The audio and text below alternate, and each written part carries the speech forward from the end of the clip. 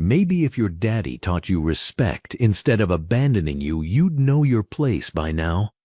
Captain Conrad Ashworth's words hit harder than his fists as he shoved Dominic Vale against the cell wall. Fluorescent lights buzzing overhead in the sterile prison corridor. The midday sun filtered through the high windows, illuminating the fresh bruises on Dominic's dark skin while 3 guards formed a semicircle, blocking any view from the cameras. Ashworth adjusted his long-sleeved uniform shirt, savoring the moment. Been in the system since you were 12, haven't you? Guess some people are just born garbage. What none of them realized was that the father Ashworth was mocking had been searching for his lost son for 23 years, and he was standing just 50 feet away in the warden's office, about to receive lab results that would shatter his world. Welcome to Frost Folktales. This is where we tell the stories of those who were underestimated, dismissed, and targeted, yet chose courage over silence. If these stories move you, subscribe and be part of a community that refuses to let them fade into the background. Dominic Vale leaned against a stone wall. He didn't want to let the creep Ashworth see how badly he was breaking. At the age of 23, he had learned that survival meant losing everything but his dignity. Riverside Correctional had him for 6 months. This taught him that Captain Conrad Ashworth hated black inmates. However, he had the feeling the man's cruelty was reserved especially for Dominic. The man, wrongly convicted of armed robbery, went through a world of horror with Ashworth torturing him almost every moment, feeling like drowning in slow motion. "Do you believe you are tough, Vale?" Coffee breath emanated from Ashworth as he pressed closer. The excitement of absolute power flushed his pale face. "Your kind always thinks they can stare us down. I've broken boys like you for 15 years. Dominic's orange prison shirt was yanked from his neck in twisting motions, hurting his neck.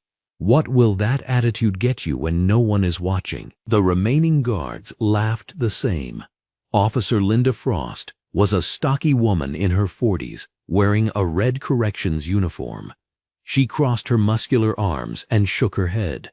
"Some individuals never learn, Captain." Her voice had the kind of casual cruelty that came from years of familiarity with violence. Sitting behind his mahogany desk in the administrative wing of the prison, 50 feet away, a man named Warden Thomas Ashworth was overseeing his monthly reports of incidents. At the age of 51, Thomas always walked around like a man who believes in rehabilitation, not punishment. His blue suit jacket sat on the seat behind him, and above him on the wall, a green dress shirt hung. The man's weathered face, caught in the light filtering through his office's windows, told tales of disappointment and hope. Thomas had no idea that his younger brother Conrad was currently terrorizing an inmate in the corridor outside.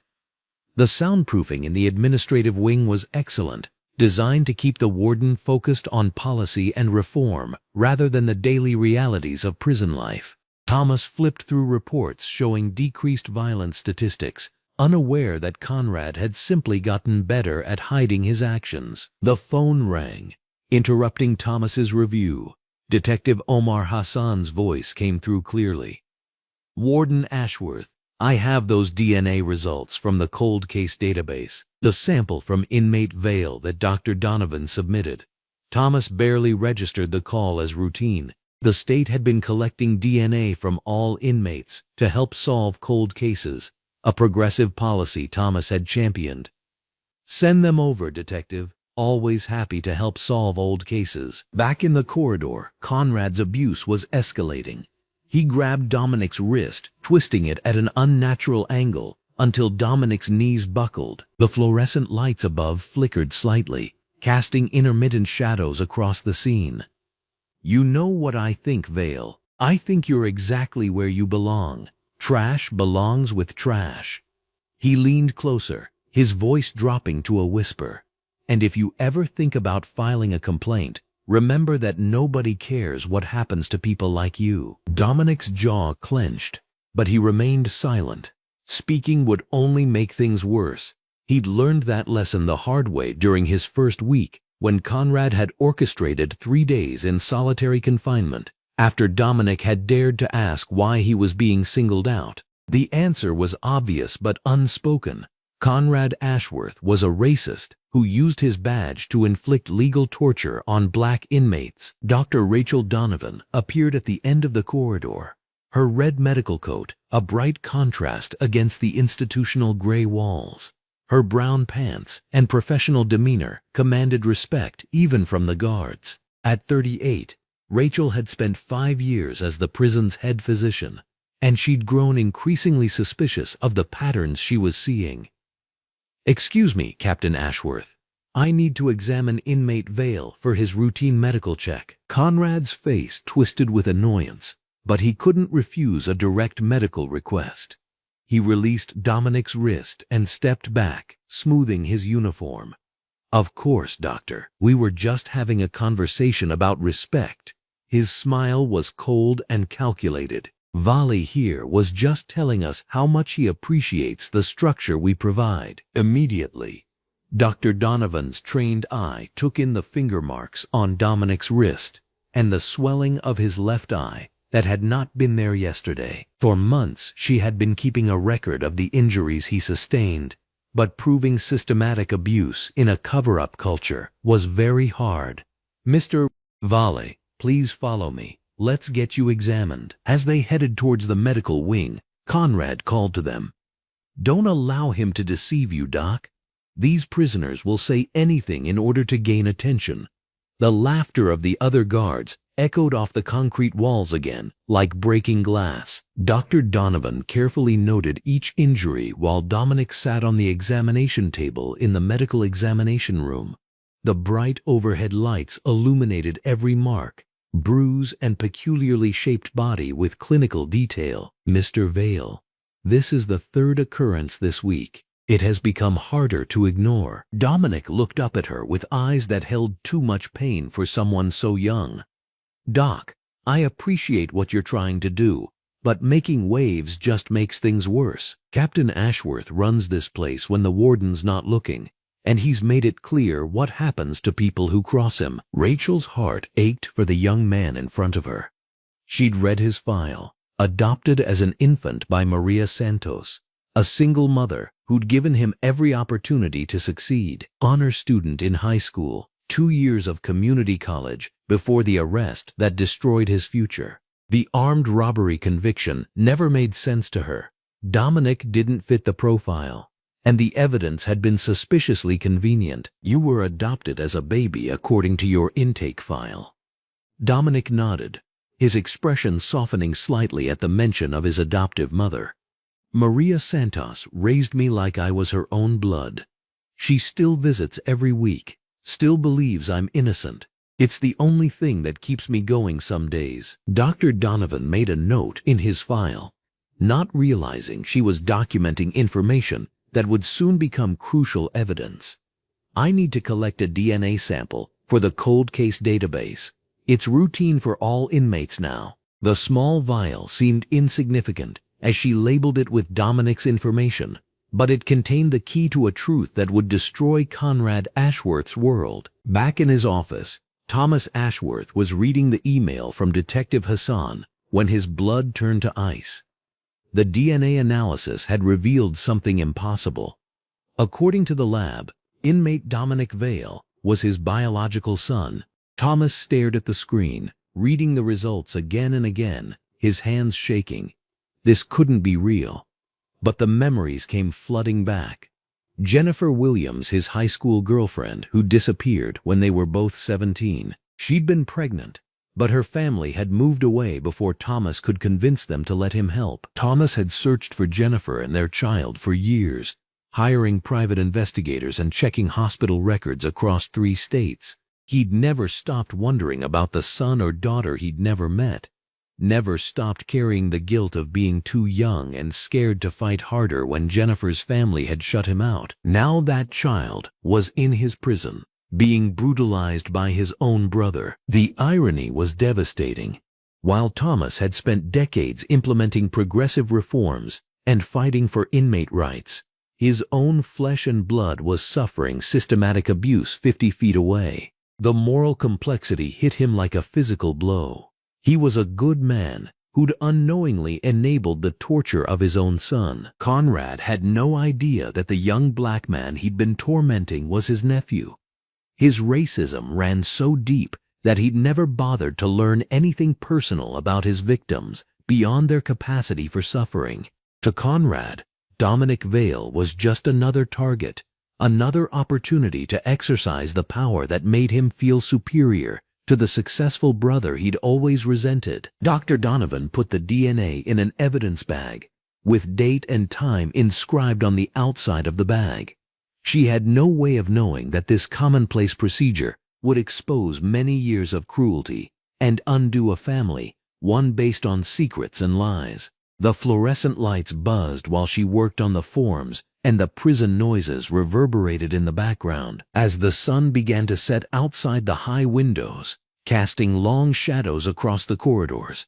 3 men went about their routines completely unaware that their lives were about to collide in the most devastating way possible. Thomas Ashworth sat in his office, staring at DNA results that proved his greatest failure as a father. Conrad Ashworth planned tomorrow's torment for the nephew he didn't know existed, and Dominic Vale returned to his cell, carrying the genetic truth that would soon transform him from victim to the center of a justice story that would change everything. The lab results were already making their way through the system, carrying with them the power to expose not just individual cruelty, but the systematic failures that had allowed it to flourish in plain sight. Captain Conrad Ashworth made a few adjustments to his short-sleeved uniform shirt as the fluorescent lights hummed overhead in the prison corridor. It had been 3 weeks since he first touched Dominic Vale, and what began as brutal spontaneity had now developed into something much more calculated and sinister. Dominic walked down the corridor in his orange jumpsuit with a blue shirt on, his hands locked, and on his way to breakfast. However, Conrad had different plans. He nodded to Officer Linda Frost. She was in her 40s, wearing the common red prison staff shirt with dark pants. Her blonde hair was tied back in a bun, and her expression was cold. Conrad had a drawl that echoed off the concrete walls of the room. Natural light streamed in from windows high above us. Well, well, look who finally shows up. You seem a little too comfortable for my liking. Dominic stared straight ahead, aware that speaking up would only infuriate Conrad more. In these cruel weeks, the boy learned that silence was his only weapon, but the captain's cruelty overwhelmed even that. "I'm talking to you, boy." Conrad's voice boomed as he stepped directly into Dominic's path. "When I speak, you answer. Your daddy never teach you manners? Oh wait, that's right. You ain't got no daddy." The words hit like physical blows. Conrad had discovered that taunting Dominic about his unknown parentage was particularly effective in breaking down his composure. What the captain didn't know was that each mention of absent fathers was unknowingly describing his own brother's loss. Officer Linda Frost moved to block Dominic's other side, trapping him between them in the brightly lit corridor.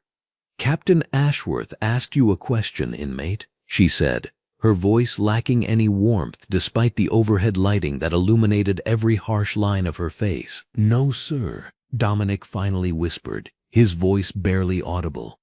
"My father didn't teach me anything." Conrad's laugh was harsh and grating. "That's because worthless people like you come from worthless stock. Probably some drug dealer who knocked up your mama and ran off. Apple don't fall far from the tree, does it?" Down the hall, Calvin Price watched the interaction unfold from behind his cell bars. Calvin was a 40-year-old black man, serving time for check fraud, wearing the standard orange shirt and blue jacket of general population inmates. His hands gripped the bars as he witnessed yet another episode of Conrad's systematic torture of Dominic. Calvin had seen it all over the past 3 weeks. The denied meals, the mysterious falls downstairs, the extended periods in solitary confinement for infractions that other inmates would receive mere warnings for. Calvin wanted to speak up, wanted to report what he was seeing, but fear kept him silent. He'd heard the stories about what happened to inmates who crossed Captain Conrad Ashworth. Mysterious accidents, extended sentences for minor rule violations. Sometimes inmates would simply disappear into administrative segregation and emerge weeks later, broken and hollow-eyed. "Move along, Price," Officer Linda Frost called out, having noticed Calvin's attention. "Nothing to see here." Calvin reluctantly stepped back from his bars, but his ears remained tuned to the confrontation in the hallway. He heard the sound of flesh hitting concrete, followed by Conrad's voice. "Clumsy boy tripped again," Conrad announced loudly for anyone listening.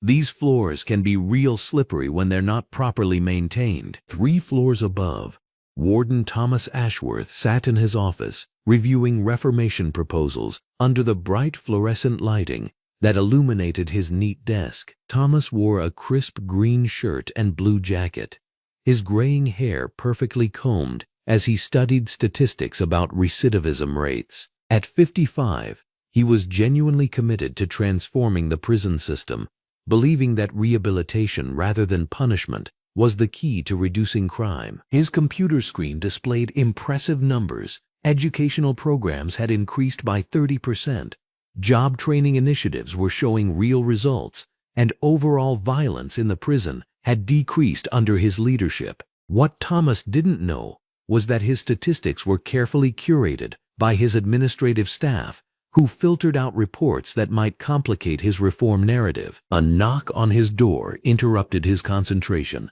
"Come in," Thomas called, looking up to see his assistant entering with a stack of reports. "Sir, the monthly incident reports are ready for your review," she said, placing the documents on his desk.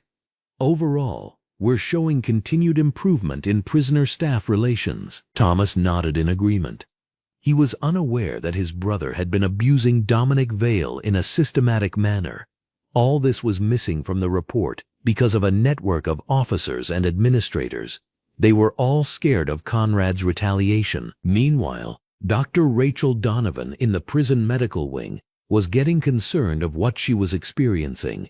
The 38-year-old redcoat doctor, dressed elegantly in a professional attire, had dark hair that framed her face, which reflected compassion and worry. The medical wing is bright because of natural skylight. It helps her to examine.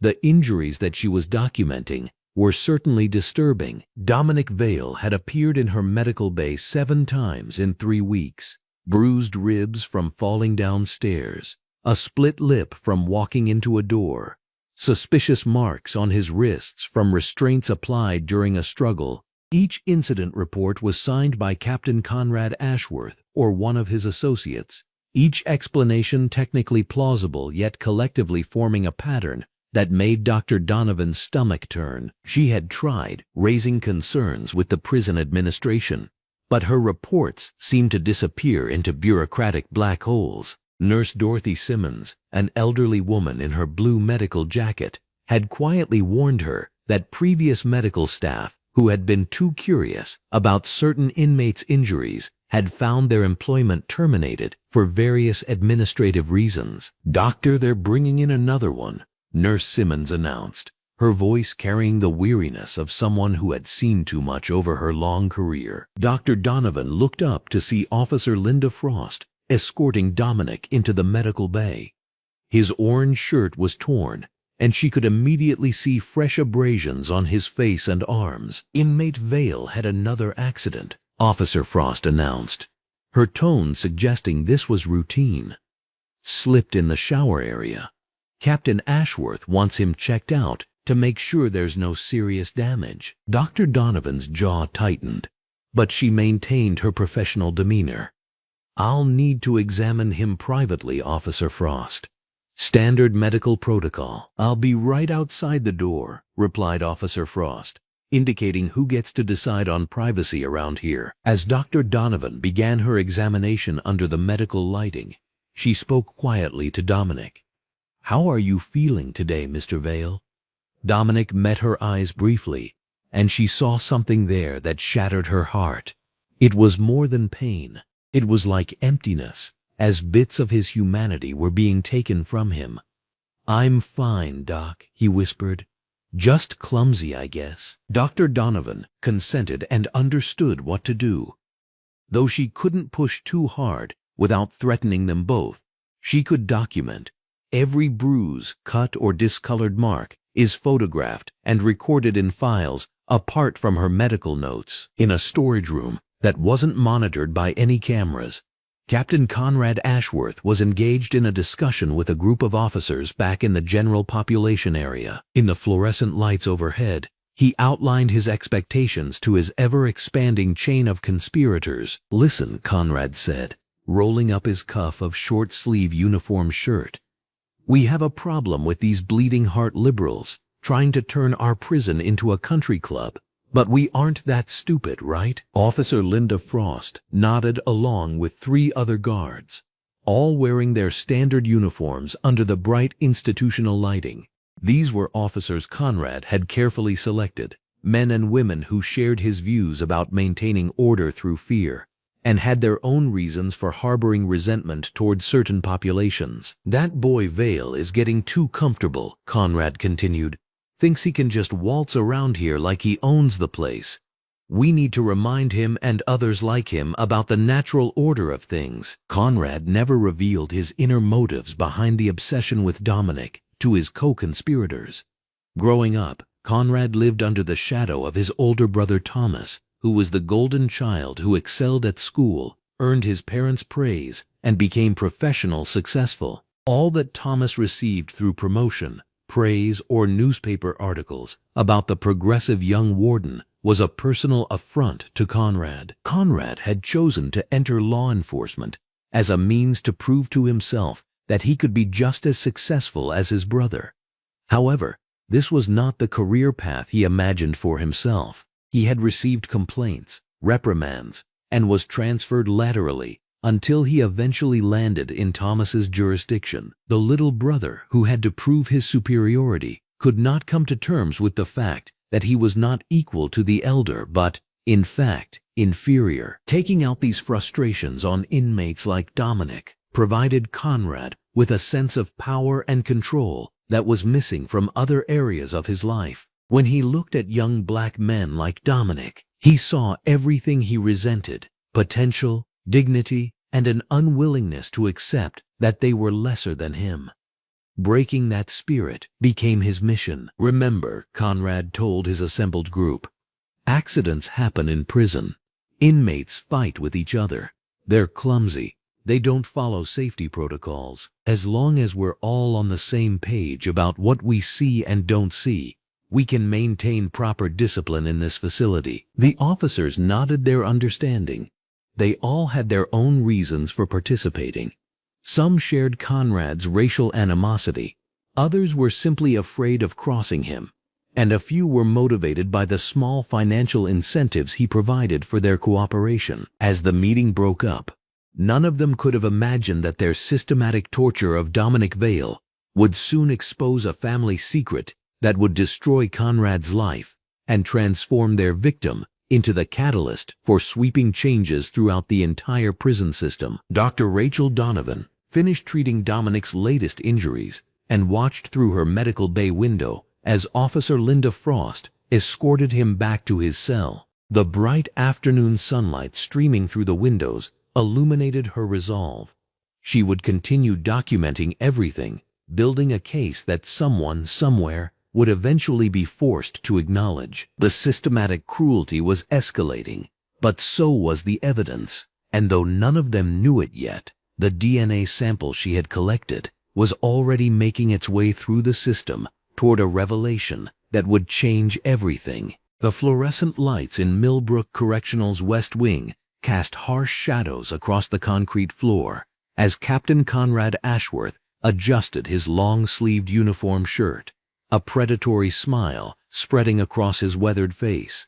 3 weeks of systematic torture had only strengthened his resolve to break the young black man who dared to maintain his dignity despite every cruelty inflicted upon him. "Today's the day, boys," Captain Conrad Ashworth announced to officers Linda Frost and Marcus Webb, both wearing short-sleeved police uniforms under the bright overhead lighting. "Vale's been getting too comfortable thinking he can survive my methods. Time to show him what real pain feels like." Officer Linda Frost, her red blouse visible beneath her unbuttoned uniform jacket, shifted uncomfortably. "Captain, the warden's doing his monthly tour today. Maybe we should keep things quiet." Captain Conrad Ashworth's eyes flashed with contempt. "My brother doesn't know how to handle animals like Vale. That's why I'm here to do the real work while he plays politics upstairs." In cell block D, Dominic Vale sat on his narrow bunk, his orange prison shirt torn from yesterday's accident in the laundry room. His green undershirt was stained with dried blood, but his dark eyes remained unbroken, focused on a crack in the ceiling that had become his meditation point during the endless hours of torment. Calvin Price watched from the adjacent cell, his own orange jumpsuit pristine compared to Dominic Vale's battle-worn appearance.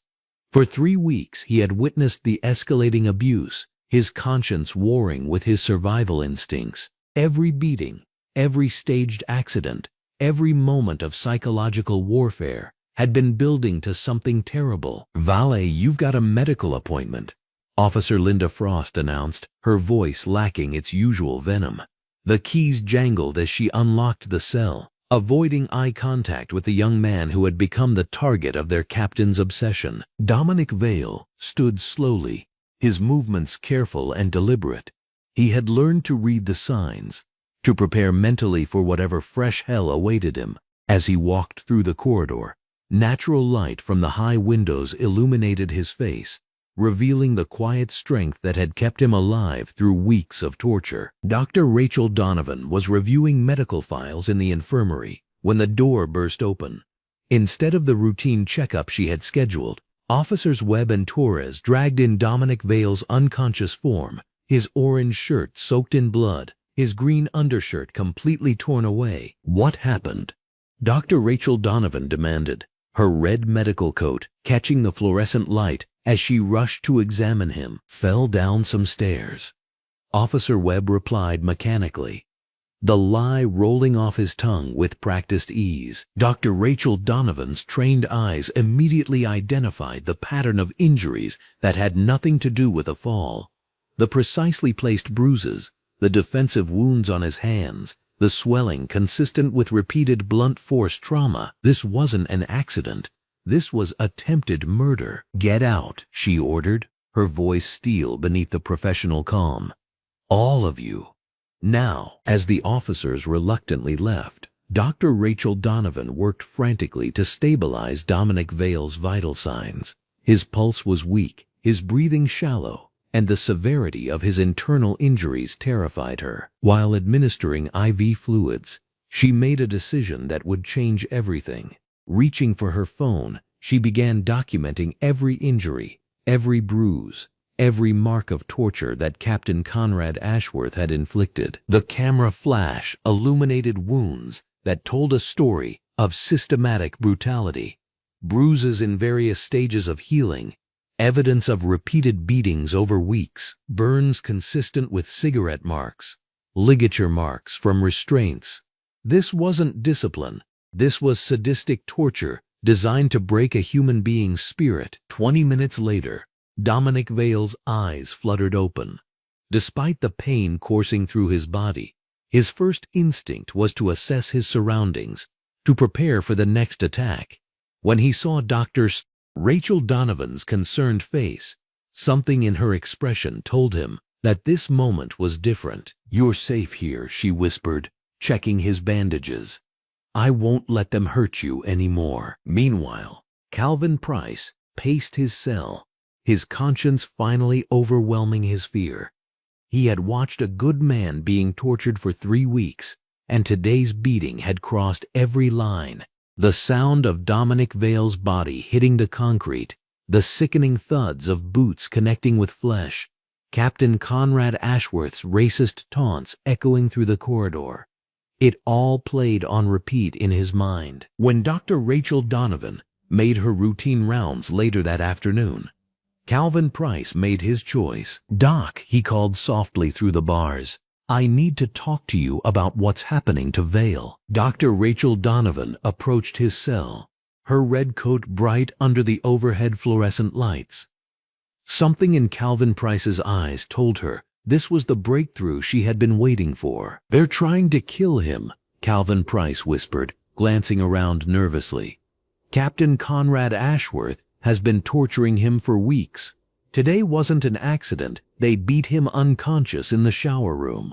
I saw everything." Dr. Rachel Donovan's heart raced as Calvin Price detailed the systematic abuse, confirming everything she had suspected. The staged accidents, the food deprivation, the psychological warfare. It painted a picture of calculated cruelty that made her stomach turn. "Will you testify to this?" she asked. Calvin Price nodded, fear and determination warring in his expression. "Val doesn't deserve this. Nobody deserves what they're doing to him." Across the prison, guard Nathan Cole was having his own crisis of conscience. The muscular young officer had joined the prison system to make a difference, not to participate in torture. This morning's beating had shattered any remaining illusions about Captain Conrad Ashworth's methods. Nathan Cole had watched Captain Conrad Ashworth orchestrate the attack with clinical precision, selecting the location to avoid cameras, timing it to coincide with shift changes, coaching the other officers on their story. The casual racism, the pleasure Captain Conrad Ashworth took in inflicting pain, the complete dehumanization of Dominic Vale. It was everything Nathan Cole had sworn to stand against when he took his oath. The afternoon brought Warden Thomas Ashworth's monthly inspection tour. His blue jacket and professional demeanor, a stark contrast to the violence that had occurred just hours earlier. Thomas Ashworth prided himself on running a progressive facility, implementing reform programs, and maintaining strict standards for inmate treatment. He had no idea that his own brother was systematically torturing a young man just floors below his office. "How's morale in this wing, Conrad?"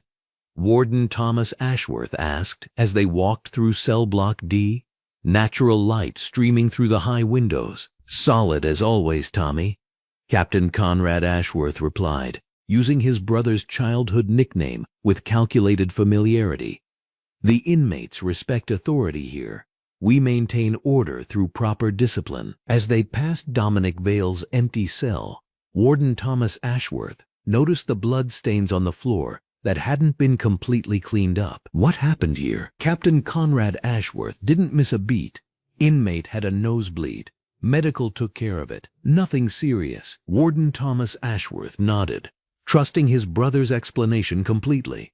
The irony was devastating. A father walking past evidence of his son's torture, prevented from recognizing the truth by familial trust and institutional blindness. That evening, Dr. Rachel Donovan sat in her office, the weight of her decision heavy on her shoulders. In front of her lay 2 sealed envelopes, one containing DNA samples and medical records destined for the state crime lab, the other containing photographic evidence and testimony that would destroy careers and potentially save lives. The DNA sample had been collected weeks ago as part of a routine screening for cold case databases, but she had held on to it, waiting for the right moment. Now, with clear evidence of systematic abuse and a credible witness willing to testify, she was ready to act. She addressed the first envelope to Detective Omar Hassan, whose reputation for thorough investigations and moral integrity made him the perfect ally. The second envelope went to the State Attorney General's office, bypassing the local prosecutor who might be influenced by prison politics. 50 miles away, Detective Omar Hassan was working late in his office, reviewing cold case files under the harsh fluorescent lighting. His green shirt and blue jacket were wrinkled from a long day, but his dedication to justice kept him focused on the stack of DNA results that had just arrived from the state lab. One file in particular caught his attention, a decades-old case involving an abandoned infant at Mercy General Hospital. The DNA profile had triggered a match in the database, connecting to a current inmate at Millbrook Correctional. The coincidence seemed routine until he read the names involved. Dominic Vale, Thomas Ashworth. Detective Omar Hassan leaned back in his chair, the implications washing over him. The abandoned infant from 23 years ago had somehow ended up in the prison system, and the DNA match suggested a connection to the warden himself. This wasn't just a cold case resolution. This was potentially explosive information that could reshape everything about the current investigation he was about to begin. Back in the prison infirmary, Dominic Vale lay awake despite the pain medication. His mind focused not on his injuries, but on the strength that had carried him through 3 weeks of hell. Every beating had been designed to break his spirit, to make him submit to Captain Conrad Ashworth's racist ideology, to transform him from a man into a broken animal. Instead, each act of cruelty had forged his resolve stronger. He thought about his adoptive mother, Maria Santos, who had raised him with unconditional love and unwavering principles. He thought about the truth of his innocence, the knowledge that somewhere out there, the real perpetrator of the armed robbery remained free while he suffered for their crimes. Most importantly, he thought about the future, not just his own survival, but the possibility that his suffering might prevent others from enduring the same torture. If Dr. Rachel Donovan was right, if there were people willing to stand up for justice, then every moment of pain would have meaning. The DNA results would arrive at the lab within hours, setting in motion a chain of events that would transform victim into victor, expose family secrets that had been buried for decades, and prove that sometimes the most powerful force in the world is an unbreakable human spirit. In his cell, Calvin Price stared at the ceiling, knowing that his decision to speak out had changed everything. The fear remained, but it was overwhelmed by something stronger. The certainty that silence in the face of evil was its own form of participation. Tomorrow would bring revelations that none of them could imagine. Tonight, justice was finally stirring to life. Detective Omar Hassan stared at the DNA results for the third time, his weathered hands trembling slightly as he held the official laboratory report. 23 years on the force had prepared him for many shocking revelations, but this one defied all logic and reason. The fluorescent lights in his downtown precinct office cast harsh shadows across the damning evidence that would shatter multiple lives within the next hour. The genetic markers were undeniable. Dominic Vale, the young black man currently suffering systematic abuse at Millbrook Correctional Facility, was the biological son of Warden Thomas Ashworth. Hassan rubbed his temples, knowing he had to deliver this earth-shattering news immediately. The irony was almost too cruel to comprehend. While Conrad Ashworth tortured Dominic Vale daily with racist hatred, the victim was actually his own nephew. Hassan grabbed his blue jacket and headed for his unmarked vehicle. The 30-minute drive to Millbrook felt like an eternity as he rehearsed how to break this impossible news to Thomas Ashworth. The morning sun streamed through his windshield, illuminating the suburban landscape that seemed too peaceful for the storm about to unleash. At Millbrook Correctional Facility, Warden Thomas Ashworth sat behind his mahogany desk, reviewing quarterly reports. When Detective Hassan arrived, Thomas wore a crisp orange dress shirt with dark blue slacks, his graying temples catching the natural light from his office windows. His corner office overlooked the prison yard, where inmates moved about their daily routines, unaware of the seismic shift about to occur in their facility's leadership structure. "Detective Hassan, what brings you here this morning?" Thomas asked, gesturing to the leather chair across from his desk. His voice carried the authority of 15 years running one of the state's largest correctional facilities. But Hassan detected an underlying weariness that suggested the pressures of reform were taking their toll. Hassan placed the sealed envelope on Thomas's desk with ceremonial gravity. "Sir, I need you to sit down for this. The DNA results from the cold case database have revealed something extraordinary. His voice carried the weight of impending revelation as Thomas opened the envelope with steady hands that would soon begin shaking. Thomas scanned the laboratory letterhead, then the genetic analysis, his eyes moving faster as comprehension dawned. The official seal of the State Forensics Laboratory validated what his mind desperately wanted to reject. According to the DNA comparison, inmate Dominic Vale shared 50% of his genetic material with Warden Thomas Robert Ashworth. "This is impossible," Thomas whispered, his voice cracking as he reread the results. "There has to be some mistake, some contamination in the lab. I don't have a son. I've never had children." Hassan leaned forward, his expression grave but compassionate. "Sir, I need you to think back 24 years ago.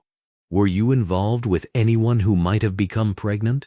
Someone who might have given birth without telling you?" Thomas's face went ashen as memories crashed over him like violent waves.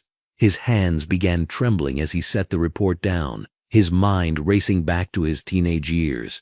"Jennifer Williams," he breathed, the name emerging like a long-buried secret. "We were both 17. She disappeared during senior year, said she was moving to live with relatives in another state." The flashback hit him with devastating clarity.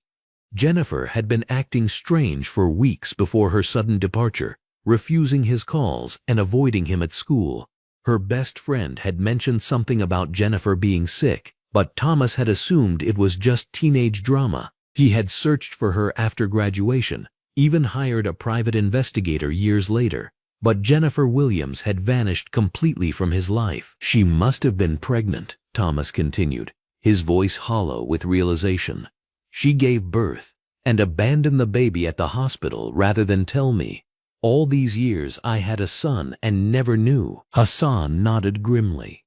According to hospital records from 24 years ago, an infant male was abandoned at Metropolitan General Hospital. The baby was placed in foster care within 48 hours and later adopted by Maria Santos, who named him Dominic Vale. Thomas stood abruptly, pacing behind his desk as the full horror of the situation crystallized. His biological son had been suffering systematic torture and abuse for months, while he remained obliviously committed to prison reform and justice. The irony was so cruel, it felt like divine punishment for some unknown sin. A sharp knock interrupted his spiral of guilt and self-recrimination. Dr. Rachel Donovan entered without waiting for permission, her red blouse wrinkled from long hours in the medical facility, and her expression carrying the urgency of someone who had witnessed too much suffering. "Warden Ashworth, I need to speak with you immediately about Dominic Vale," she announced, then noticed Detective Hassan and the scattered papers on the desk. "I have medical evidence of systematic abuse that demands immediate action." Thomas gestured weakly to another chair, his world collapsing as Dr. Donovan spread photographs and medical reports across his desk. The images showed bruises, cuts, and injuries that spoke of calculated cruelty rather than random prison violence. Her detailed documentation revealed a pattern of abuse spanning several months, escalating in severity and frequency. "These injuries are consistent with systematic torture," Dr. Donovan explained, pointing to specific photographs. "Dominic Vale has endured food deprivation, physical beatings, psychological warfare, and medical neglect. Someone has been deliberately targeting him with racist hatred." Thomas stared at the photographs of his son's battered body, bile rising in his throat as paternal instincts awakened with explosive force. The young man in these images shared his jawline, his nose, even the way he held his shoulders despite the obvious pain. How had he missed the resemblance during his brief encounters with Dominic Vale? "Who is responsible for this?" Thomas demanded, though his heart already knew the devastating answer. The security footage and witness statements Dr. Donovan provided painted a clear picture of systematic abuse orchestrated by someone with significant authority and access. "Captain Conrad Ashworth has been leading these attacks," Dr. Donovan stated, watching Thomas's face carefully. He has recruited other guards and created an environment of systematic racial terrorism against your son." The words hit Thomas like physical blows. His own brother had been torturing his biological son with racist hatred, never knowing they were destroying the same bloodline they claimed to represent. The family dynamics were so twisted and cruel that Thomas felt his sanity slipping as he processed the impossible reality. Hassan and Dr. Donovan watched silently as Thomas absorbed the full scope of the tragedy. His brother Conrad, already problematic with his racist attitudes and excessive force complaints, had unknowingly been brutalizing his own nephew for months, while Thomas remained blindly supportive of family loyalty over institutional justice. "I need to confront Conrad immediately," Thomas announced, his voice carrying new steel as paternal rage began overwhelming his shock. "Dr. Donovan, please ensure Dominic Vale receives immediate medical attention and protective custody. Detective Hassan, I want a full criminal investigation launched within the hour." The walk to Conrad's office felt like a funeral march as Thomas struggled to control his emotions. His brother's domain reflected his personality, authoritarian, cold, and filled with symbols of power and control. Conrad sat behind his metal desk, wearing his short-sleeved uniform shirt, reviewing shift schedules with the casual indifference of someone comfortable wielding absolute authority over vulnerable populations. "Conrad, we need to talk," Thomas announced, closing the door behind him with deliberate force. His brother looked up with mild annoyance, clearly expecting another administrative discussion about policies or procedures. "What's got you worked up, Thomas?" Conrad asked, not bothering to stand or show respect for his superior's rank. The casual dismissal was typical of their lifelong dynamic, where Conrad's resentment of his older brother's success created constant tension. Thomas threw the DNA results and medical photographs across Conrad's desk with explosive force. "Dominic Vale is my biological son, and you've been torturing him for months with your racist hatred." Conrad glanced at the papers with growing comprehension, but instead of shock or remorse, his expression hardened into something uglier than Thomas had ever witnessed. The revelation that his victim shared their bloodline seemed to intensify rather than diminish his hatred. "So the little ghetto rat is your bastard son," Conrad sneered, his voice dripping with venom. "That makes it even better. Maybe now you'll understand why I've been teaching him his proper place in the world." Thomas stared at his brother in horror, realizing that Conrad's racism ran deeper than institutional bias or learned prejudice. This was fundamental hatred that wouldn't be swayed by blood relations or family loyalty. Conrad actually seemed pleased that he had been torturing his own nephew, as if it validated his twisted worldview. "You're sick, Conrad. You've been torturing my son, your own nephew, and you show no remorse whatsoever." Thomas's voice carried disbelief and growing rage as he recognized the monster his brother had become. Conrad leaned back in his chair with casual indifference, his racism now fully exposed and unashamed. "He's still black, Thomas. DNA doesn't change that. If anything, it proves that our family line has been contaminated. I was doing you a favor by trying to break him." The words hit Thomas like physical violence, shattering any remaining illusion about his brother's character or their family bond. Conrad's hatred was so deep and systematic that biological relationships meant nothing compared to his racist ideology. "You're relieved of duty immediately," Thomas announced, his voice carrying absolute authority. "Security will escort you from the premises, and you're banned from contact with any inmates pending criminal investigation." Conrad stood slowly, his expression shifting from casual indifference to dangerous anger. "You can't protect him forever, Thomas. There are others who share my views, and they won't forget this betrayal of everything our family represents." Thomas watched his brother leave under armed escort, knowing their relationship was permanently destroyed. The man he had grown up with, shared holidays and family memories with, had revealed himself as someone capable of torturing his own blood relative without remorse. Meanwhile, in the medical facility, Dominic Vale sat on an examination table as Dr. Donovan gently cleaned his latest injuries. The natural light streaming through the windows illuminated his face as she prepared to deliver news that would change his understanding of everything he had endured. "Dominic, there's something you need to know about your biological family," she began carefully, watching his expression shift from casual attention to focused intensity as she explained the DNA results and their shocking implications. Dominic stared at her in stunned silence, processing the revelation that his tormentor was actually his uncle, while the warden who had seemed distant but fair was his biological father. The complexity of emotions was overwhelming. Anger at years of abandonment, curiosity about his genetic heritage, and confusion about how to reconcile family bonds with justice demands. The truth had finally emerged, but it brought more questions than answers, as Dominic Vale struggled to understand his place in a family structure built on both love and hatred. The morning sunlight streamed through the tall windows of Warden Thomas Ashworth's office, casting long rectangles of natural light across the polished wooden floor. Thomas sat behind his desk, wearing a crisp white dress shirt and black slacks, his hands trembling slightly as he arranged photographs on the desktop. Each image told a story of searching, of hope deferred, of a young man who had spent 23 years believing his son was lost forever. The knock on his door came at exactly 9 o'clock. "Come in," Thomas called, his voice barely steady. Dr. Rachel Donovan entered first, wearing her standard red blouse and black pants, her expression gentle but watchful.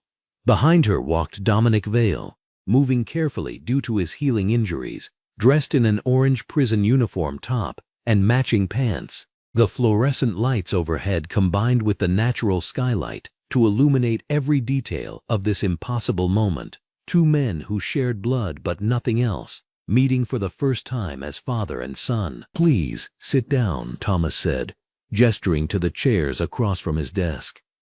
The words felt inadequate, almost absurd given the circumstances. Dominic remained standing, his dark eyes studying Thomas's face with a mixture of curiosity and guarded hostility.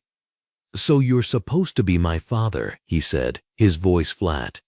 "The man who's been running this place while your brother tried to kill me." Thomas flinched as if struck.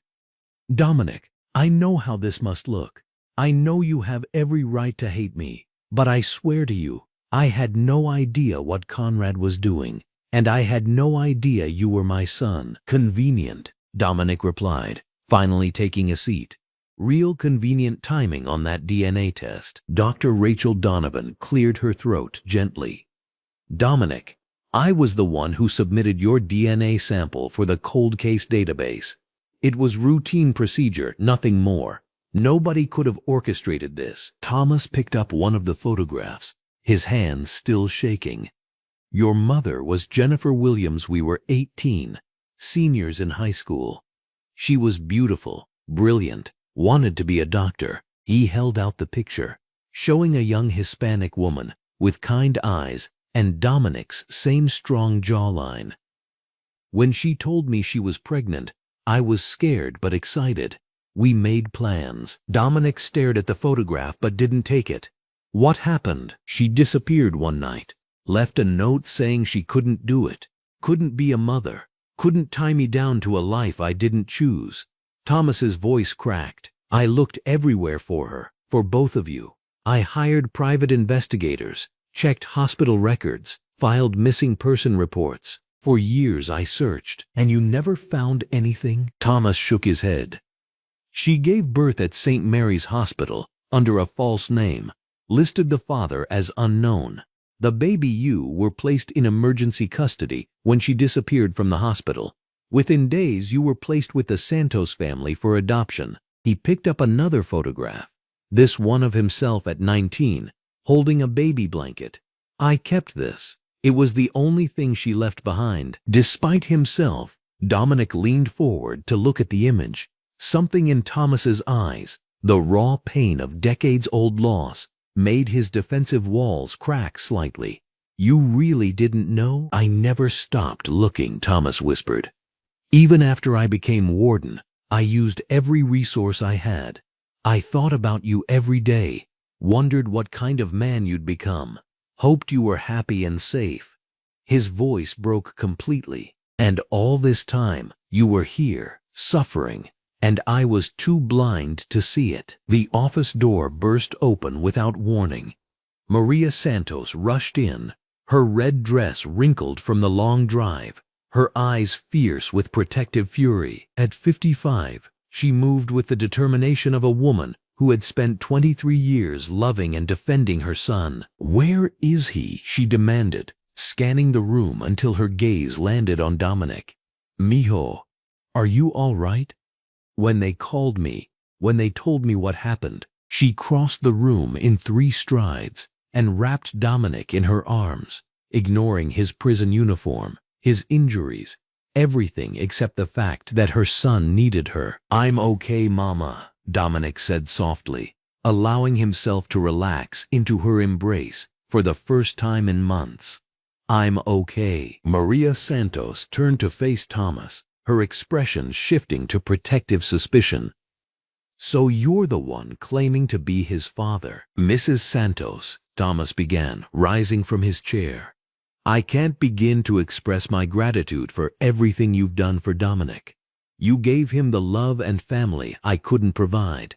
I'm not here to replace you or take anything away from what you've built together." "Good," Maria replied firmly. "Because Dominic is my son, biology or no biology. I raised him, I protected him. I was there for every scraped knee and graduation and heartbreak." She studied Thomas's face carefully. "But I can see the resemblance now. Around the eyes." Dr. Rachel Donovan stepped forward. "Mrs. Santos, Warden Ashworth has been fully cooperative with our investigation. The moment he learned about Captain Conrad Ashworth's abuse, he removed him from duty and granted me full access to build our case." "Speaking of which," Thomas said, reaching for his phone, "I need to update you both on the latest developments." He dialed Detective Omar Hassan's number, putting the call on speaker. "Hassan here. Detective, I have Dominic and his mother here. Can you share what you've learned about Conrad's current situation?" Hassan's voice came through clearly. "It's not good news for Captain Conrad Ashworth, that's for sure. We've interviewed 12 current and former inmates who confirm a pattern of racially motivated abuse spanning at least 5 years. 3 guards have agreed to testify against him in exchange for reduced sentences. Officer Linda Frost is cooperating fully, providing details about systematic cover-ups and falsified reports." Maria Santos squeezed Dominic's hand. "And what about my son's original case, the robbery charges?" "Attorney Benjamin Park has agreed to take the case pro bono. Preliminary review suggests serious prosecutorial misconduct in the original trial. We're confident the conviction will be overturned within 90 days. Thomas felt a spark of hope. "What about the criminal charges against Conrad?" "Federal prosecutors are filing civil rights violation charges tomorrow. The state is pursuing assault, attempted murder, and conspiracy charges. We're looking at serious prison time." After ending the call, Thomas turned back to Dominic. "I know this doesn't erase what happened. I know I failed to protect you when you needed protection most. But I want you to know that I'm using every resource at my disposal to make sure Conrad faces justice." Dominic studied his biological father's face for a long moment. "Why should I trust you? Your brother spent months trying to break me, telling me my father abandoned me, that nobody cared if I lived or died. Now I'm supposed to believe you're different?" "You shouldn't trust me," Thomas replied honestly. "Not yet. Trust has to be earned, and I haven't earned it. But I'm hoping you'll give me the chance to try." Meanwhile, 3 floors below, in the guard locker room, Captain Conrad Ashworth paced like a caged animal, his short-sleeved uniform shirt soaked with sweat despite the air conditioning, Around him sat 5 guards, the only ones willing to still associate with him, all wearing the same nervous expressions of men watching their world crumble. "This is temporary," Conrad snarled, his face red with rage. "Some DNA test doesn't change anything. That boy is still a convicted criminal, still a threat to order in this facility." Officer Linda Frost's former partner, Officer Mike Stevens, shifted uncomfortably in his chair. "Conrad, maybe it's time to cut our losses. Linda's already talking to the feds. If we cooperate now—" "Cooperate?" Conrad's voice rose to a shout. "Cooperate with what? With them painting us as the criminals? With watching everything we've built here get torn down by some bleeding heart liberals and their pet project?" The guards exchanged worried glances. Conrad's racism had always been barely contained, but now it was spilling out in increasingly dangerous ways. "Look," said Guard Nathan Cole, who had been growing increasingly uncomfortable with Conrad's methods. "Maybe the warden's right. Maybe we went too far." Conrad's eyes narrowed as he focused on Nathan. "Went too far? We maintained discipline. We kept order. We made sure these animals knew their place." His voice dropped to a menacing whisper. "And if any of you are thinking about turning on me like Linda did, remember this. I know where you live. I know where your families live." The room fell silent. Nathan Cole stood up slowly, his decision crystallizing in that moment. "Are you threatening us, Conrad?" "I'm reminding you about loyalty," Conrad replied. "About brotherhood, about what happens to rats." Nathan walked toward the door, then turned back. "I think I'm done here. And Conrad, if anything happens to my family, if so much as a hair on their heads is touched, I'll make sure the FBI knows exactly who to look at." As Nathan left, the remaining guards began to understand that their captain wasn't just facing professional consequences. He was becoming genuinely dangerous. Back in Thomas's office, the conversation had grown more comfortable.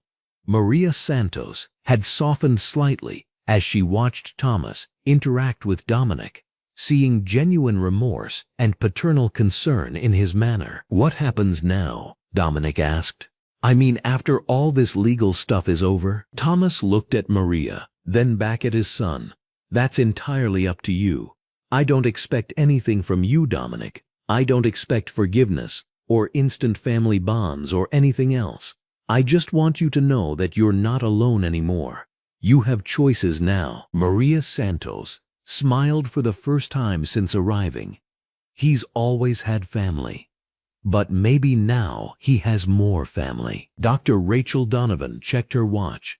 "I hate to interrupt, but we should discuss security measures. Captain Conrad Ashworth is becoming increasingly unstable. His threats are escalating, and with media attention starting to focus on this story, we need to consider Dominic's safety." Thomas nodded grimly. "I've already arranged for Dominic to be moved to a protected housing unit. Round-the-clock supervision by guards who've been thoroughly vetted. Conrad and his remaining supporters will have zero access." "What about after I'm released?" Dominic asked. "We'll cross that bridge when we come to it," Thomas replied. "But you won't face this alone. That's a promise." As the meeting concluded, Dominic stood to leave, but paused at the door. "Thomas," he said, not quite ready to say father, but no longer able to maintain complete hostility. "Thank you for listening, for trying." Thomas's eyes filled with tears.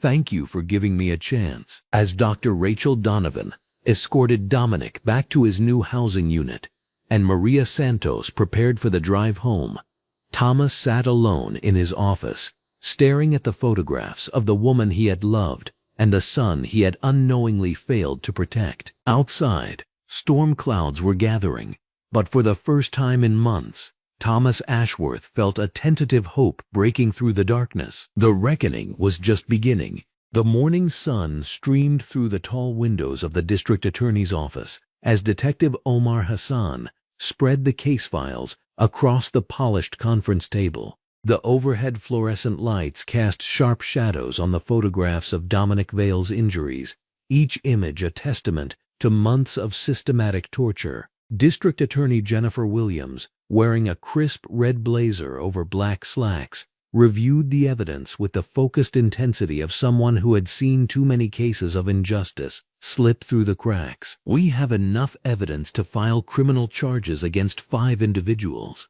Detective Hassan announced, his green polo shirt and dark slacks crisp despite the early hour. Captain Conrad Ashworth, Officer Linda Frost, and guards Marcus Webb, Tony Sullivan, and Derek Hayes. The federal civil rights violations alone carry 25 years. Dr. Rachel Donovan sat beside him, her red blouse and black pants professional yet comfortable.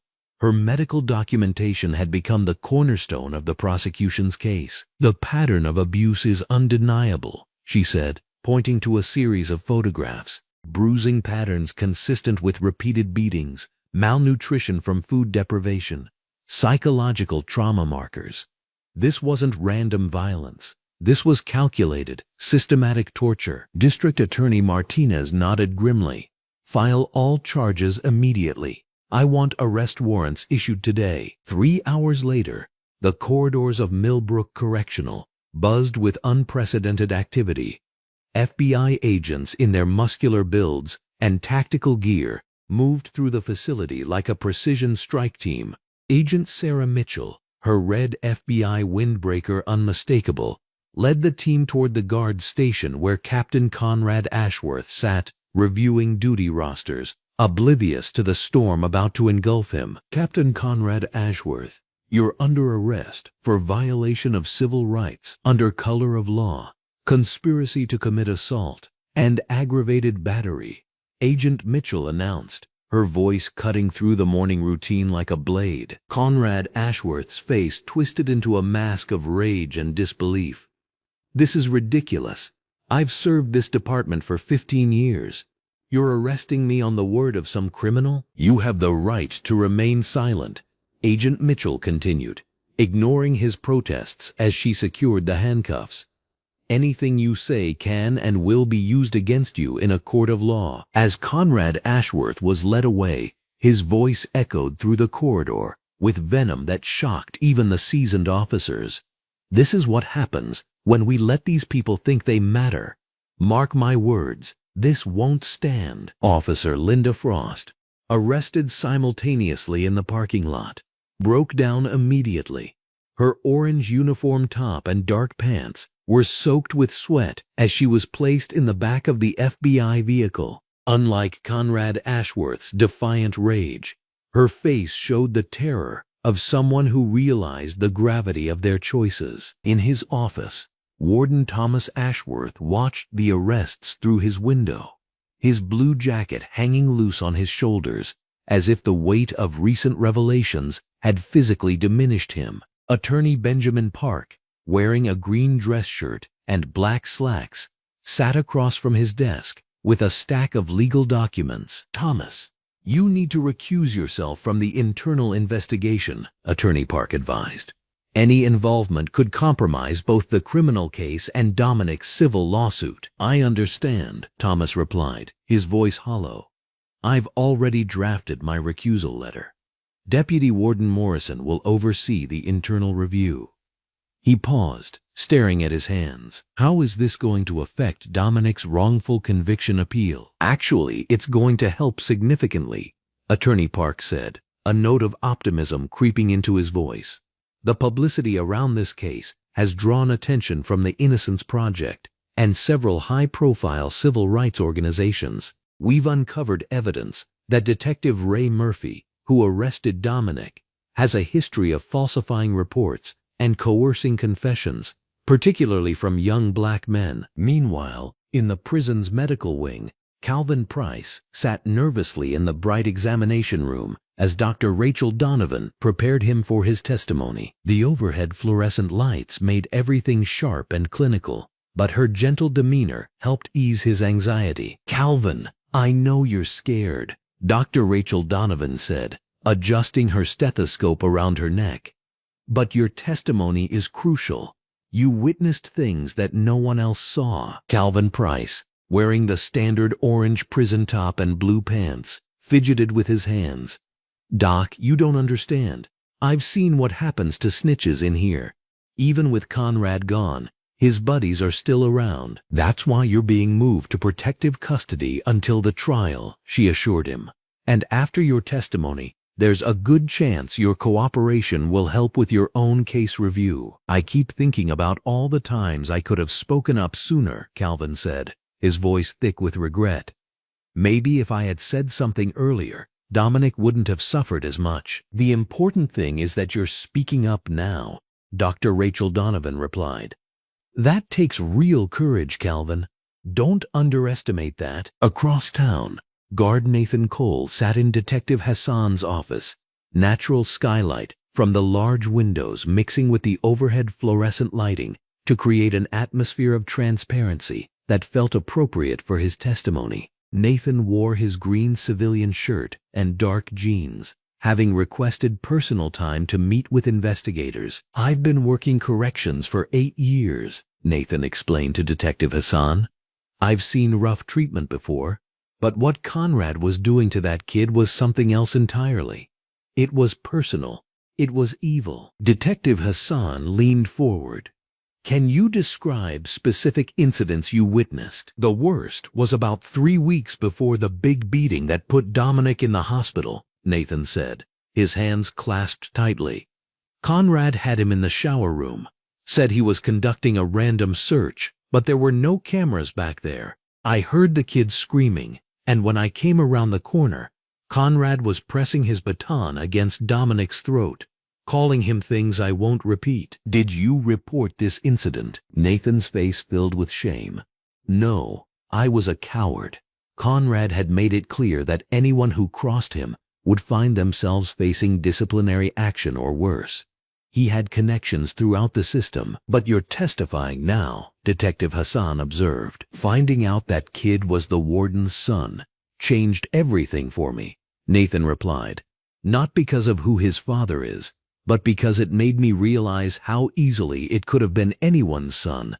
How easily it could be my son someday if I don't stand up now. The local news coverage began that evening, with reporter Jennifer Walsh standing outside the prison gates as the sun cast natural light across the scene.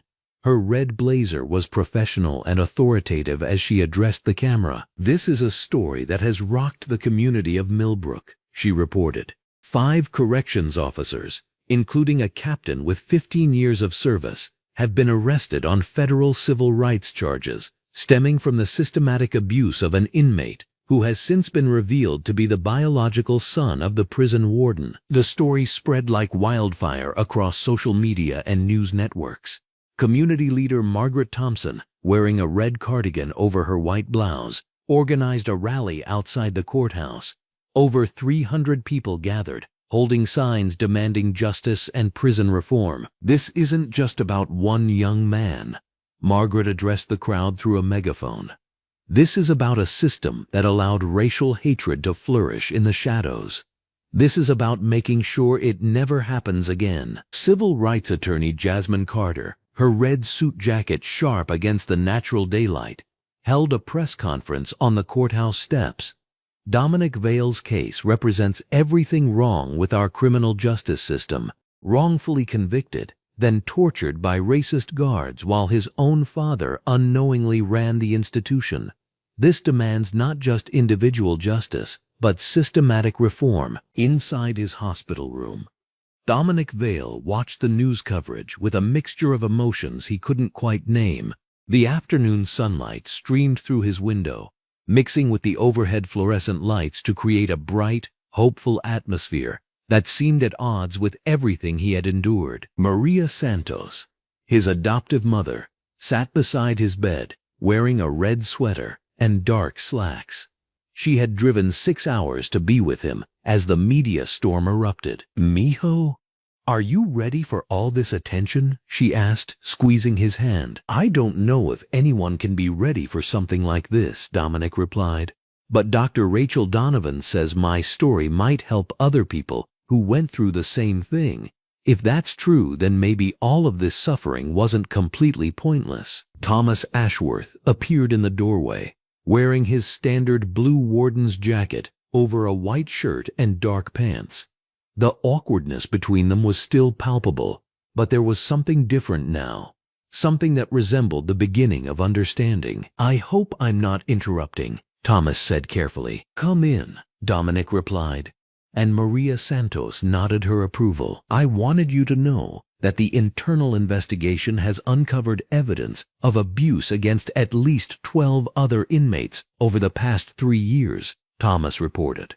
All young black men, all cases where Conrad manipulated the paperwork to cover his tracks. The revelation hit the room like a physical blow. Maria Santos covered her mouth in horror, while Dominic's hands clenched into fists. 12 others, Dominic repeated slowly. 12 other families who went through what we went through. The district attorney is reviewing all their cases, Thomas continued, and I've implemented immediate policy changes. All disciplinary actions now require video documentation and witness verification. No guard can be alone with an inmate during any kind of physical intervention. "That's good," Dominic said, though his voice carried the weight of knowing it came too late for him and the others. Dr. Rachel Donovan entered the room, her red medical coat bright under the fluorescent lighting. "Sorry to interrupt, but I wanted to give you an update on the federal investigation. The Department of Justice is sending a team to conduct a full review of Millbrook's policies and practices. This case has become a catalyst for examining conditions throughout the state prison system." The scope of change beginning to ripple outward from Dominic's suffering was both encouraging and overwhelming. As evening approached and the natural light faded, leaving only the bright overhead fluorescence, the small group in the hospital room represented something powerful. A family rebuilding itself around truth and justice, supported by allies who had chosen courage over complicity. Attorney Benjamin Park arrived with more updates. Conrad's lawyer tried to get him released on bail, but the judge denied it. Apparently, Conrad made some statements during booking that the judge found deeply disturbing. His racism isn't something he can hide anymore. "What happens next?" Maria Santos asked. "The trial will likely begin in 6 weeks, Attorney Park explained. The prosecution's case is strong, thanks to Dr. Rachel Donovan's documentation and the brave testimony from Calvin Price and Nathan Cole. But Conrad's going to fight this with everything he has, and his defense will likely try to paint Dominic as a criminal who deserved harsh treatment." "Let them try," Dominic said, his voice stronger than it had been in months.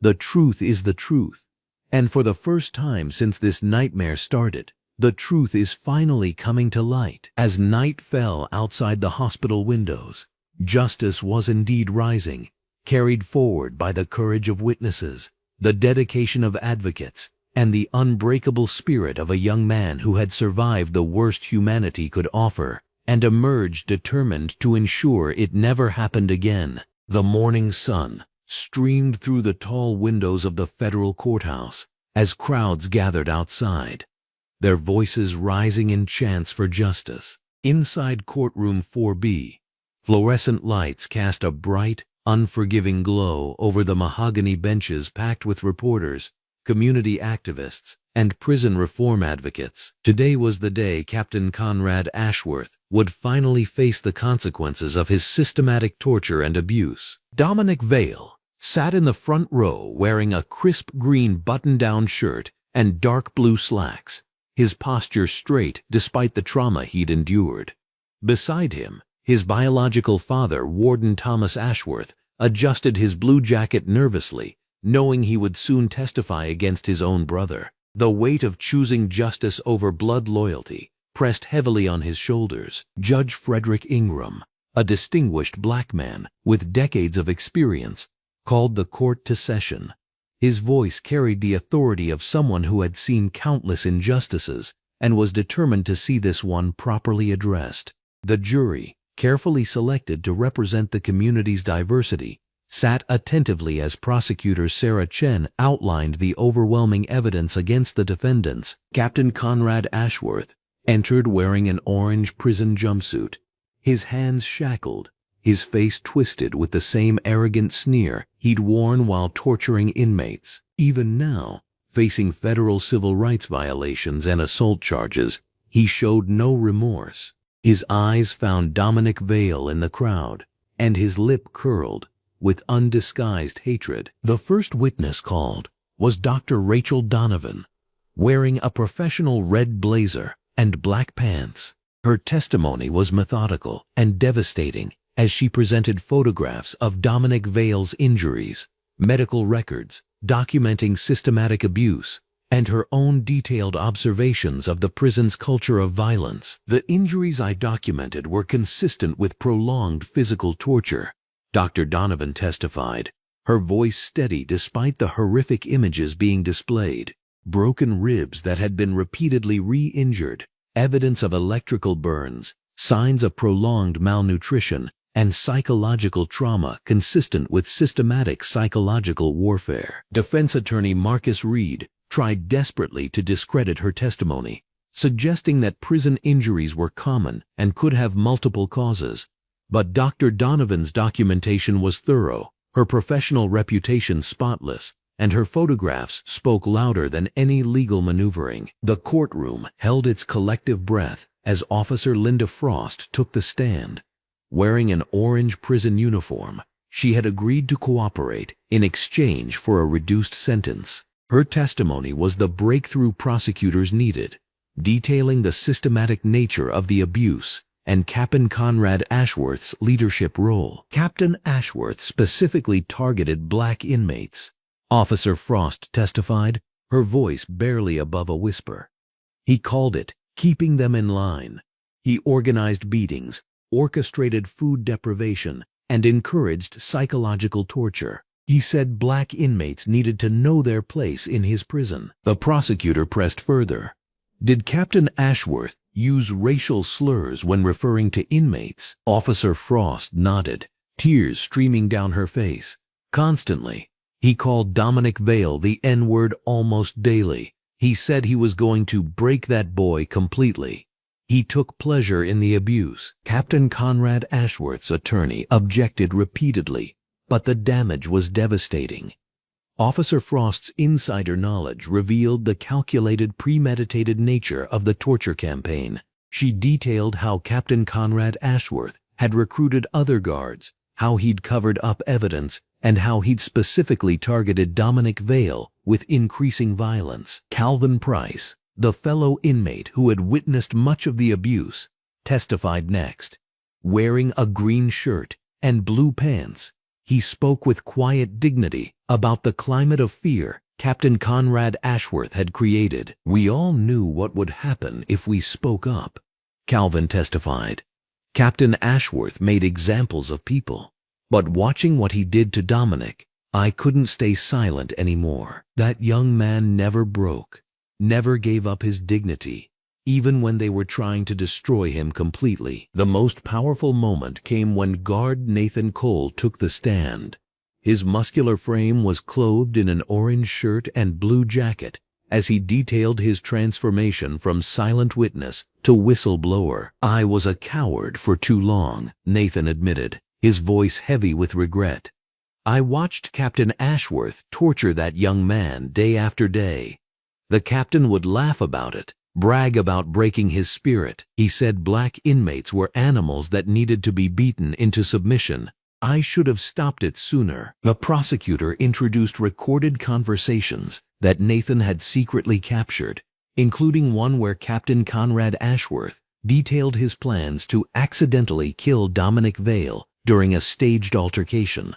The jury listened in horror as the defendant's voice filled the courtroom, casually discussing murder while using racial slurs. Then came the moment everyone had been waiting for.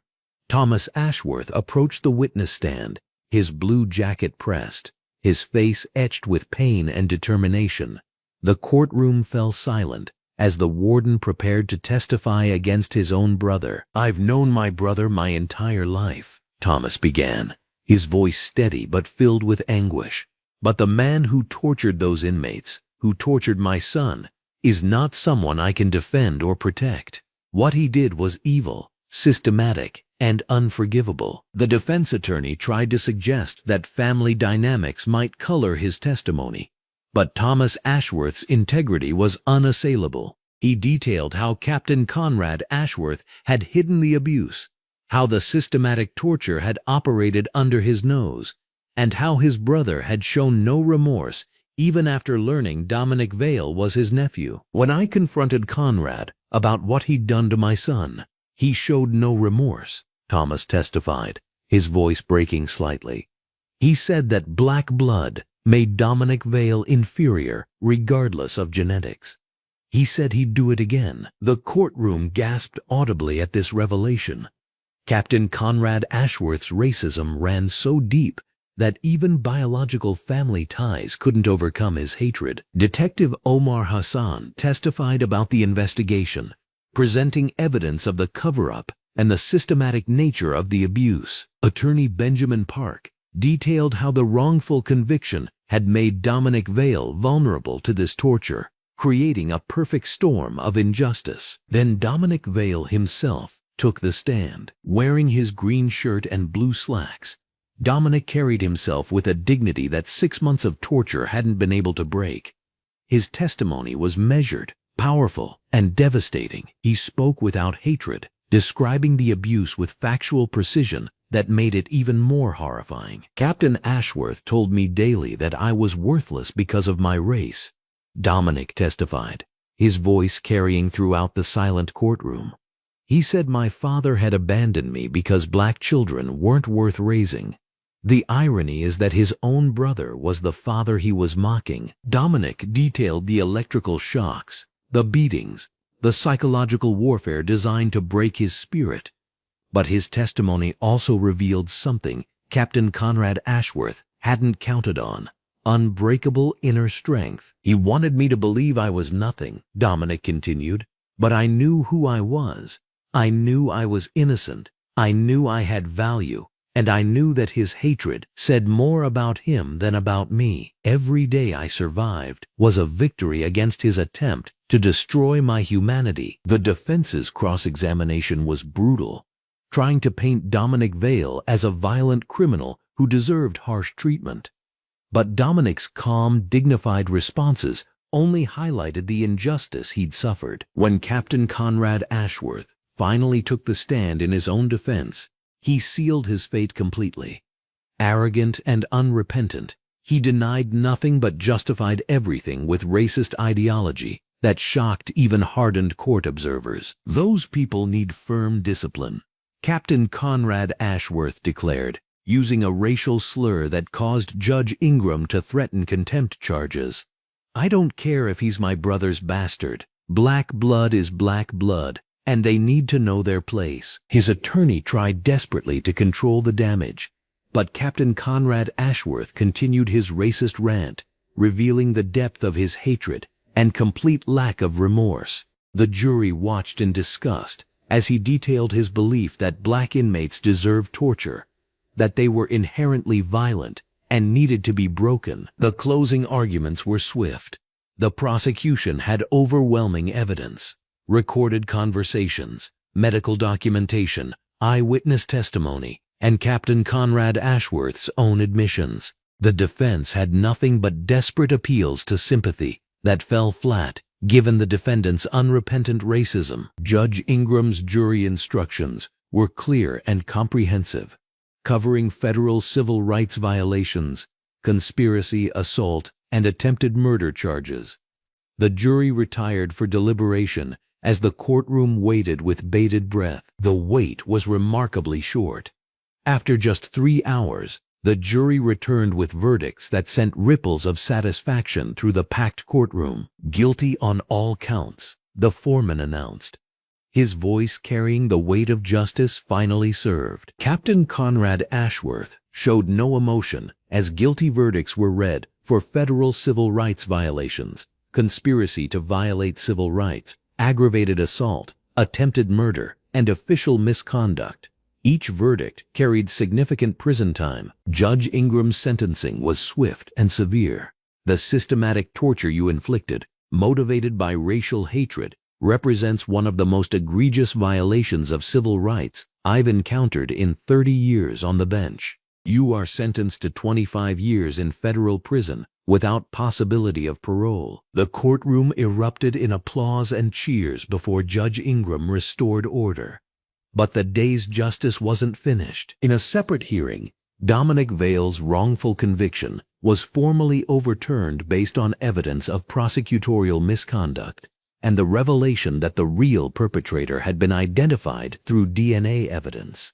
6 months of freedom stolen, years of life derailed, all because of a system that had failed him completely. The civil lawsuit against the prison system was settled for $12 million, with agreements for comprehensive reforms, anti-racism training, and independent oversight of prison conditions. Thomas Ashworth faced disciplinary action from the State Corrections Board but retained his position due to his cooperation with the investigation and immediate implementation of reforms.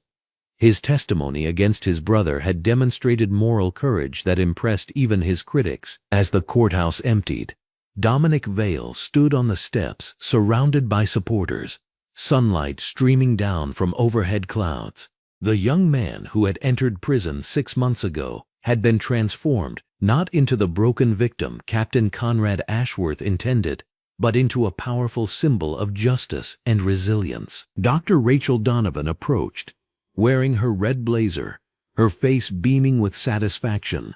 "Justice," she said simply, and Dominic Vale nodded. Thomas Ashworth stood nearby, his blue jacket catching the afternoon light, watching his son with a mixture of pride and lingering guilt. Their relationship was still developing, still complicated by circumstances, but today had proven that some bonds transcend the worst attempts to destroy them. The reckoning was complete, but the real work of healing and reform was just beginning. 6 months had passed since the gavel fell on Captain Conrad Ashworth's 25-year sentence, and the autumn morning light streaming through the floor-to-ceiling windows of Dominic Vale's new downtown apartment painted everything in shades of hope. The 23-year-old black man stood at his kitchen counter, wearing a green sweater and dark blue jeans, reviewing architectural blueprints spread across the marble surface. These weren't just any blueprints. They were plans for the Dominic Vale Foundation headquarters, a place where wrongfully convicted inmates would find the support system he'd never had. The settlement money from his civil lawsuit had been substantial, but it was Thomas Ashworth's unwavering support that had truly enabled this transformation. His biological father had helped him navigate the complex world of nonprofit formation, introduced him to influential advocates, and most importantly, provided the emotional foundation Dominic needed to heal. Their relationship remained delicate, built on careful conversations and shared meals, but it was genuine in ways that surprised them both. Dr. Rachel Donovan knocked on the apartment door, her red blazer and black slacks a familiar sight as she balanced a stack of grant applications in her arms. She'd taken a leave of absence from prison medical services to help launch the foundation, her documentation skills now serving justice in an entirely different way. "The state board approved our trauma-informed care protocols," she announced, setting the papers on Dominic's dining table. "And the psychological evaluation program you designed is being implemented in 3 facilities next month." Dominic smiled, the expression coming easier now than it had in that first month after his release. The nightmares still visited occasionally, but they were losing their grip on his waking hours. Calvin's testimony really made the difference with the board. Having someone who lived through the system speak about witnessing courage, it changed how they see things. Calvin Price had been released 2 weeks after the trial ended, his own charges reduced in recognition of his cooperation and the courage he'd shown in finally speaking out. The former inmate now traveled to colleges and community centers, sharing his story about the moment he chose to break his silence.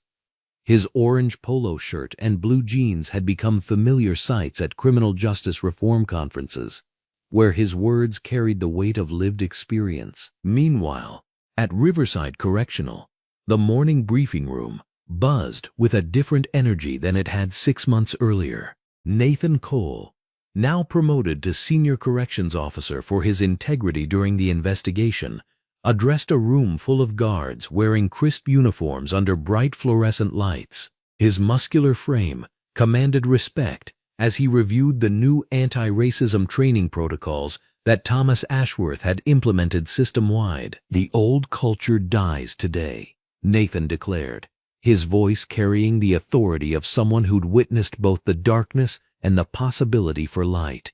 "Every interaction with every inmate reflects on this institution and on each of you personally. The Dominic Vale case showed us what happens when we forget that every person in our custody is someone's son, someone's daughter." The training programs were comprehensive, addressing not just explicit bias but the subtle ways prejudice infected daily interactions. Body camera requirements had been expanded, complaint procedures streamlined, and most importantly, a zero-tolerance policy for racial discrimination had teeth that the previous administration's policies had lacked. In the maximum security wing of a facility 300 miles away, Captain Conrad Ashworth sat in his solitary cell, his world reduced to concrete walls and the bitter taste of consequences.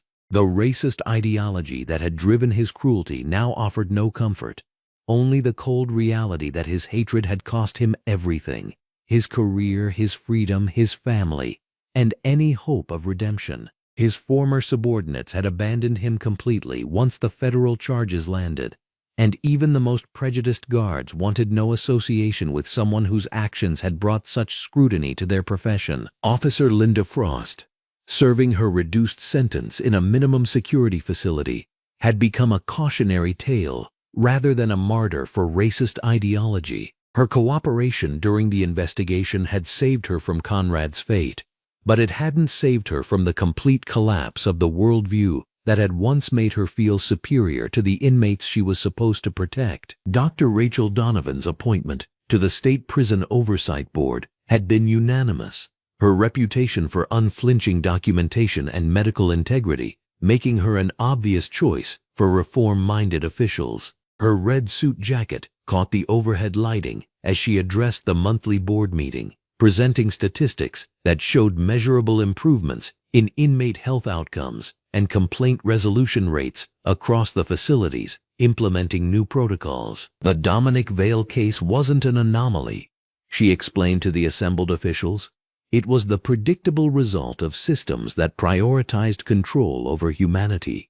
These reforms address root causes, not just symptoms. Thomas Ashworth had weathered his own professional scrutiny with characteristic dignity, accepting a formal reprimand for failing to detect his brother's systematic abuse while maintaining his position as warden. His reform efforts had been genuine and comprehensive, transforming not just policies but the fundamental culture of how corrections officers viewed their role. The blue jacket he wore over his white shirt had become associated with progressive leadership in correctional circles, and other wardens regularly consulted him about implementing similar changes. The afternoon sun streamed through the windows of Maria Santos's modest kitchen as she prepared dinner for 3. A weekly tradition that had developed over the past few months. Dominic's adoptive mother moved efficiently between the stove and counter, her red dress and comfortable shoes reflecting the warmth she'd always brought to her son's life. The woman who had raised Dominic with love and sacrifice had welcomed Thomas into these family meals with grace, understanding that healing required space for complicated relationships. When Dominic and Thomas arrived together, their conversation flowing naturally between foundation business and shared memories they were still discovering, Maria felt the deep satisfaction of watching her son reclaim joy. Thomas wore his customary blue jacket over khaki slacks, his formal bearing softened by the genuine affection growing between him and the son he'd searched for decades to find. The youth program launches next month, Dominic shared over Maria's famous chicken and rice. We're partnering with schools to teach teenagers about their rights during police encounters and how the justice system actually works. Dr. Donovan designed a curriculum that's educational without being inflammatory. Thomas nodded approvingly. Prevention work is just as important as helping people after they've been wronged. These kids deserve to understand how to protect themselves. The conversation flowed between English and Spanish. As Maria shared neighborhood news, Thomas asked about her job at the clinic, and Dominic described his upcoming speaking engagements. It was ordinary and precious. The kind of family dinner that had once seemed impossible, but now anchored all three of their lives in hope. The following evening, Dominic stood before 200 high school students in the gymnasium of Lincoln Community High School, the overhead fluorescent lights illuminating eager young faces that reminded him of his own teenage years. He wore a green button-down shirt and dark slacks, his appearance professional but approachable as he shared the story that had transformed him from victim to advocate. 6 months ago, I was in a prison cell, wrongfully convicted and systematically abused by guards who saw my skin color before they saw my humanity, he began, his voice steady and clear. Today, I stand before you not as someone defined by what was done to me, but as someone empowered by what we can do together to change systems that harm innocent people. The students listened with the intensity of young people recognizing truth, their questions afterward revealing both their sophistication and their hunger for justice. Change happens when people who care more about doing right than staying comfortable decide to act. Dominic explained to a student who asked about becoming an activist. Dr. Donovan could have stayed quiet and avoided conflict. Calvin Price could have kept his head down. Nathan Cole could have followed orders without questioning them. Thomas Ashworth could have protected his brother instead of choosing justice. Every single person has moments where they decide what kind of world they want to help create. As the evening wound down and students approached him with personal stories and thanks, Dominic felt the complete transformation of his identity. The young man who had once felt powerless and forgotten now stood as living proof that justice, though sometimes delayed, could ultimately prevail. The foundation would help others navigate wrongful convictions. The reforms would protect future inmates from abuse, and his story would inspire others to believe that their voices mattered. The drive home took him past Riverside Correctional, its lights visible in the distance but no longer holding any power over his dreams. Tomorrow would bring more foundation work, another family dinner, another opportunity to turn his pain into purpose and his survival into service. You just heard a story that history tried to overlook. If it stayed with you, take a second to stand with it. Subscribe, share, and help us keep telling the stories that deserve light, not silence.